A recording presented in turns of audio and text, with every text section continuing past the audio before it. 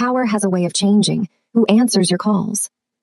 Madame Kang learned that lesson slowly, painfully. After her son was fired, disgraced, and pushed out of the world she once ruled through him, she did what she had always done. She blamed Nia. She told herself this was temporary, that men fall, but mothers endure, that her son would rise again. So she went looking for him. Besties, before we continue, let me ask you a question. Have you subscribed to our channel? If not, please do so to help this channel build a strong community and tell us where you are watching from in the comments section. To truly understand how we got here, how Nia Wright's world fell apart, how the divorce happened, and why she's heartbroken, you need to watch episode 1 first. I've dropped the link in the description box below. Start there, or this story won't hit the way it's meant to. The house Yi-Min stayed in was nothing like the penthouses she once bragged about. A cramped place borrowed from a friend who avoided eye contact. When Madame Kang knocked, no one answered. She knocked again. Harder. Finally, the door opened. Yi-Min stood there thinner, older, hollowed out. "Why didn't you tell me?" she demanded, pushing past him. "Tell you what?" he asked flatly. "That you were living like this," she snapped. "That woman ruined you." He laughed. A sharp, bitter sound. "She didn't ruin me," he said. "She survived me." Madame Kang froze. "I raised you," she hissed. "Everything I did was for you." "No," he replied quietly. "You did it for yourself." The words landed heavier than any slap. She waited for sympathy, for comfort, for loyalty. Instead, he turned away. "I don't have anything left to give you," he said. "Not money, not protection, not lies." She left furious, humiliated, unseen. Days passed. Then weeks. Madame Kang called former friends, old connections, women who once bowed when she entered a room. The calls went unanswered. When she showed up uninvited, security didn't let her through. When she demanded respect, people pretended not to hear. Power, she realized too late, had never belonged to her. It had belonged to proximity. And proximity was gone. Her health began to fail quietly. Chest pain she ignored. Dizziness she dismissed. Sleepless nights, where her heart raced like it was trying to escape her body. One morning she collapsed. Alone. By the time help arrived, she was barely conscious. The ambulance lights cut through the city. Sirens screamed. They rushed her to the nearest hospital. The same hospital. The one Nia Kang worked in. Nia had just finished a 12-hour shift. She was exhausted. Her feet ached. Her mind was already on her children. Then the call came. "ER needs an experienced nurse," her supervisor said. "Critical condition, older female." Nia nodded. She didn't know. Not yet. Madame Kang drifted in and out of consciousness. Her chest burned. Her vision blurred. She thought she was dying. When she opened her eyes again, she saw a familiar face. Braided hair. Calm eyes. Steady hands. For a moment, she thought it was a hallucination. Then she saw the name badge. Nia Carter, RN. Reality slammed into her. "No," Madame Kang whispered. Nia froze. Recognition flashed across her face, but she didn't step back. Didn't react. Didn't flinch. She checked the monitors. Adjusted the IV. Professional. Controlled. Silent. "Please," Madame Kang croaked. "Don't let me die." Nia met her eyes. "You're stable," she said evenly. "Try to stay calm." The woman who once called her barren began to sob. "I was wrong," Madame Kang said. "I was cruel, I was blind." Nia said nothing. "I destroyed my son," she continued, "and I destroyed you." Still, Nia worked. Still, Nia stayed composed. Finally, Madame Kang reached out with trembling fingers. "Forgive me," she begged. "Please bring him back, help him, he's my only son." Silence filled the room. Heavy. Unavoidable. Then Nia spoke. I won't harm you, Nia said softly. That's not who I am. Hope flickered in Madame King Rightquote's eyes. But forgiveness doesn't mean undoing consequences. Her voice was steady. Clear. I didn't take your son away. He walked away from me, from his children, from responsibility. Madame King Rightquote's lips trembled. I'm not God, Nia continued. I don't rewrite fate. I just live honestly with what happened.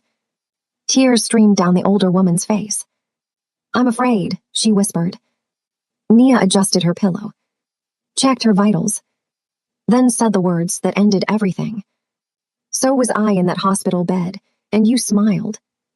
Madame King closed her eyes. She understood. Later that night, Nia stepped out of the room.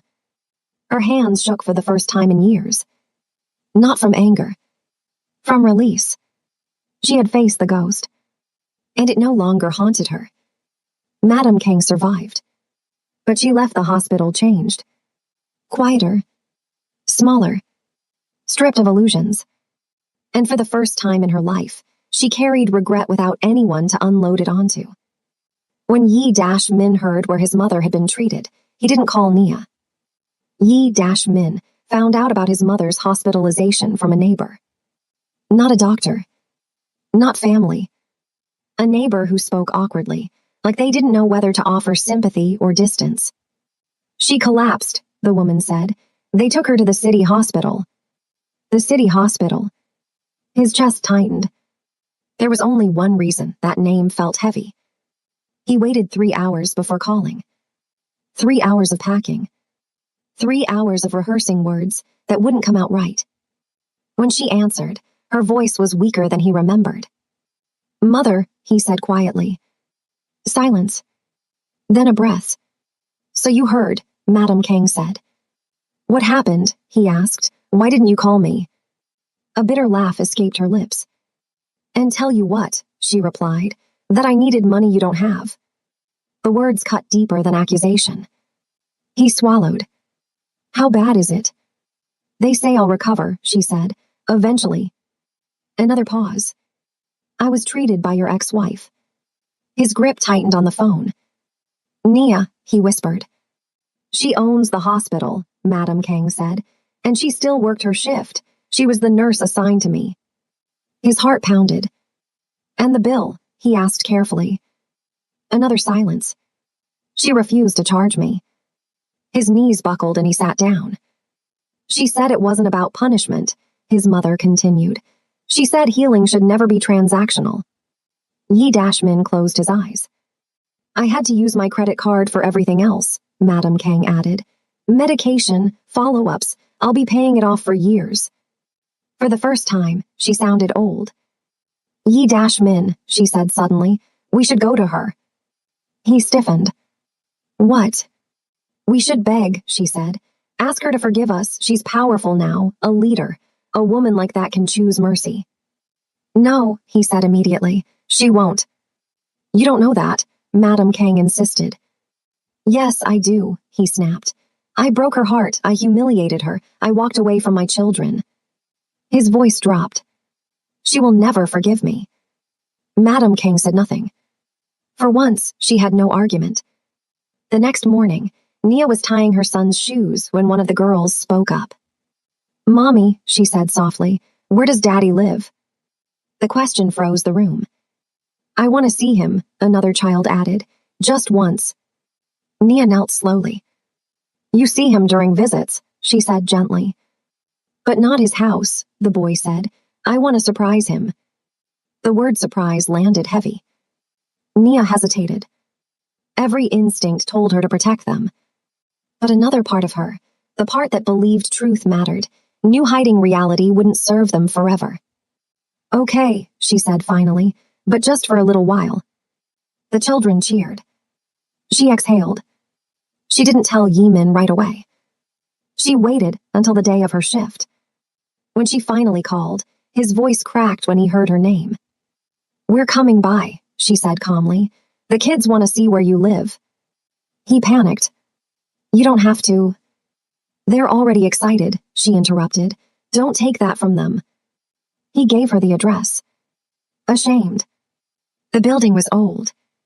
Paint peeling. Stairs narrow. No doorman. The children grew quiet. Nia's chest tightened. When Yimin opened the door, he looked startled. Thinner. Tired. The apartment was small. Sparse. No toys. No photos.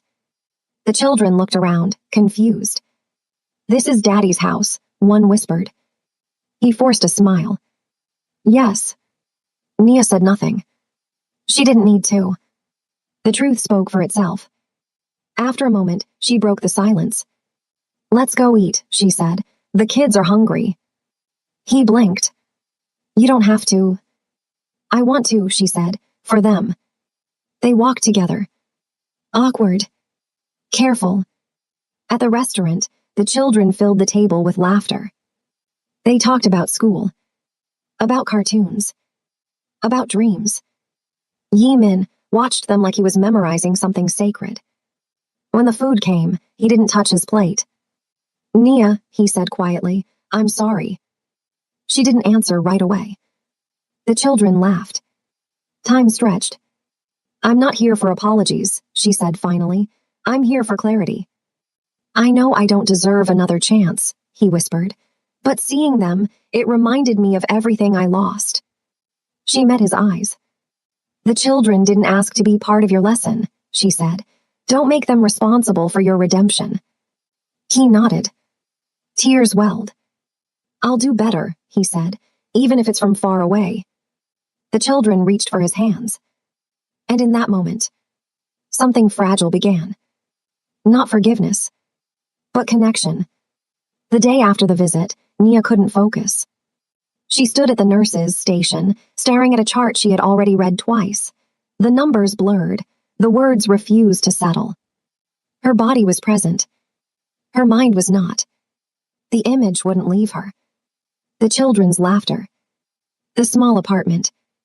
The look on Yimin's face when his son asked why his house didn't have toys. Something in her chest felt tight. Unfinished. She tried to ignore it. She checked vitals. Adjusted IVs. Answered questions. But the feeling followed her. By mid-morning, she stopped pretending.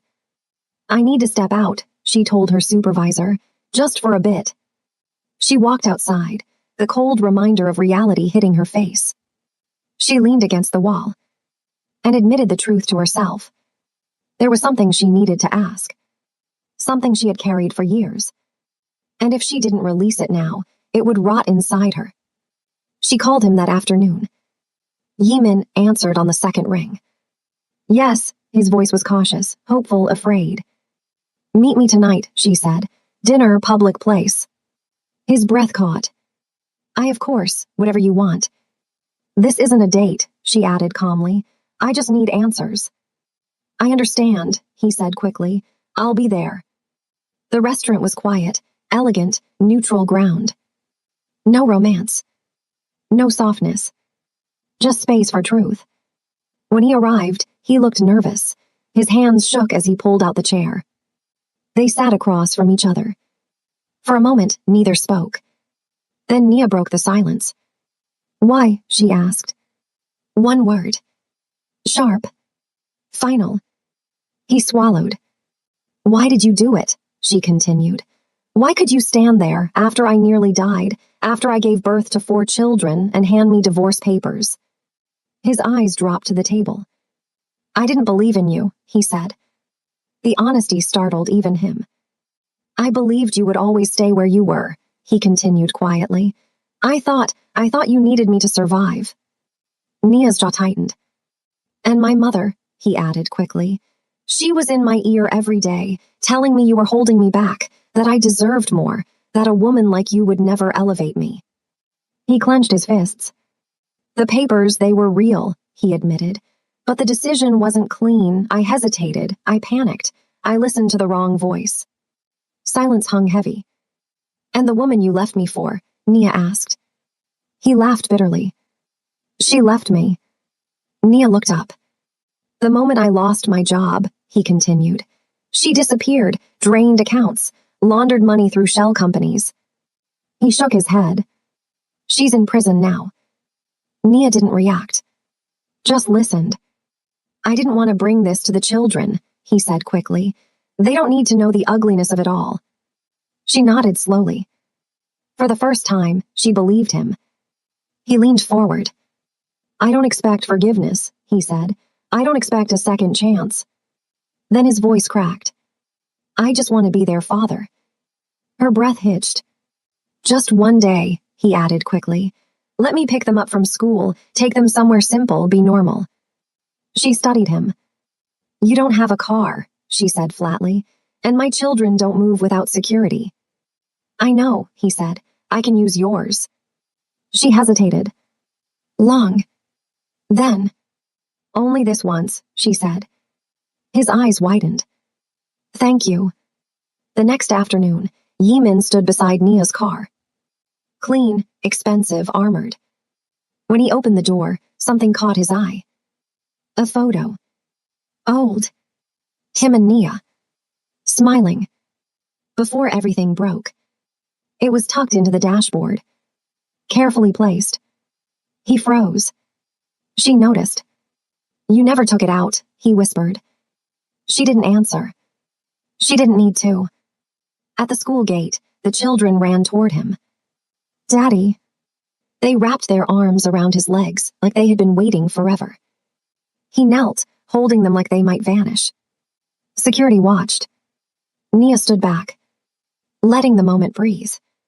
At the restaurant, the children talked nonstop. Yimin listened. Really listened. When they finished eating, one of them reached for his hand. Can you come again? He looked at Nia. She met his gaze. This depends on you, she said quietly. Consistency, growth, no excuses. He nodded.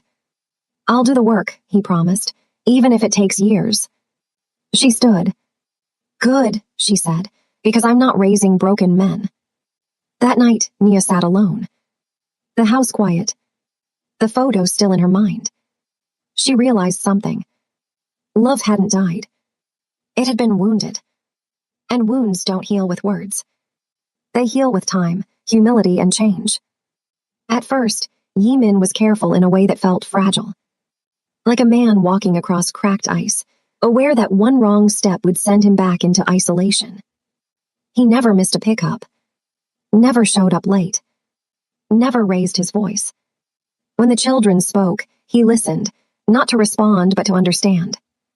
When Nia spoke, he didn't interrupt.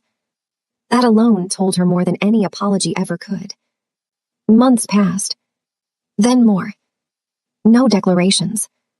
No dramatic gestures. Just consistency. And consistency, Nia knew, was the rarest form of remorse.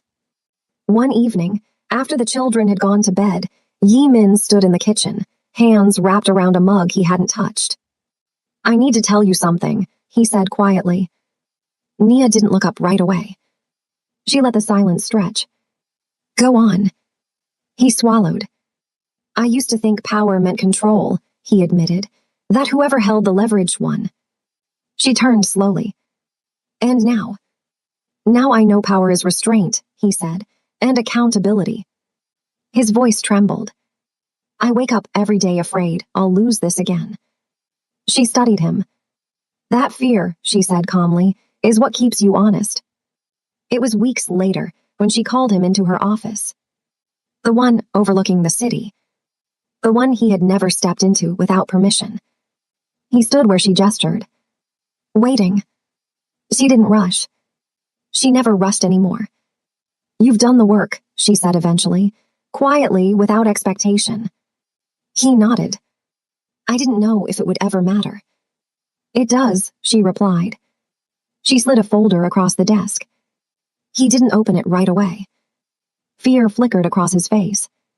Read it, she said. His hands shook as he did. His breath left him in a sharp, broken sound.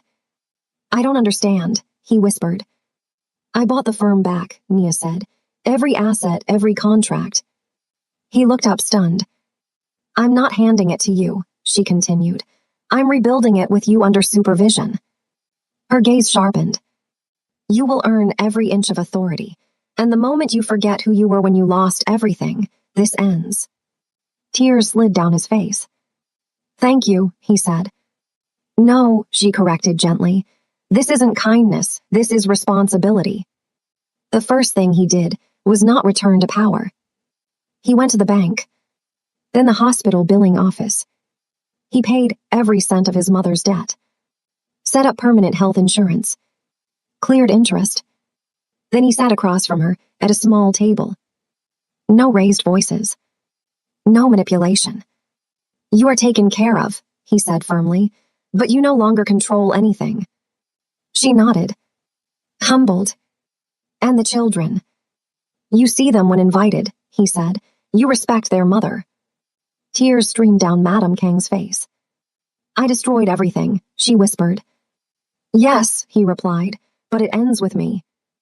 The day she finally stood before Nia again, her posture was different. Smaller. Less certain. I wronged you, Madame Kang said. Not because I feared you, but because I underestimated you. Nia looked at her for a long time, then said quietly, I forgive you, but forgiveness is not permission. Madame Kang bowed deeply. That was enough. The final conversation happened late at night. Rain tapping softly against the windows. The children asleep. Nia sat on the edge of the bed. Yimin stood near the door. I don't want to ask for what I don't deserve, he said, but I need to know. She met his eyes. Know what? If there's a future, he said, not because of the past, but because of who I'm becoming. She exhaled slowly. You broke me once, she said, and I rebuilt myself without you. He nodded. I know. And I will never again be a woman who survives someone, she continued. If we walk forward, it's as equals. Tears filled his eyes. I don't want to own you, he said. I want to stand beside you. She reached for his hand. And that was the reunion. Not fireworks. Not passion. But peace. Years later, people would tell the story wrong. They would call it revenge. They would call it luck. They would call it power. But Nia knew the truth. This story was never about money. It was about choice. And the courage to change when the cost was everything. On the wall of her office, beneath her name, one sentence remained. Forgiveness is not forgetting. It is choosing growth over pain. And character over power. And that is how the story ended. Not with punishment, but with purpose. Not with loss, but with wisdom. If this story moved you, don't let it end here. Like the video, subscribe, and share it with someone who understands that love, power, and control are never simple choices. And tell us in the comments, what would you do if the person you loved shattered everything you believed about loyalty, ambition, and trust, and then had to earn their way back, piece by piece? Because some stories aren't about revenge. They're about who we become when power is taken away, and what we do when it's finally returned.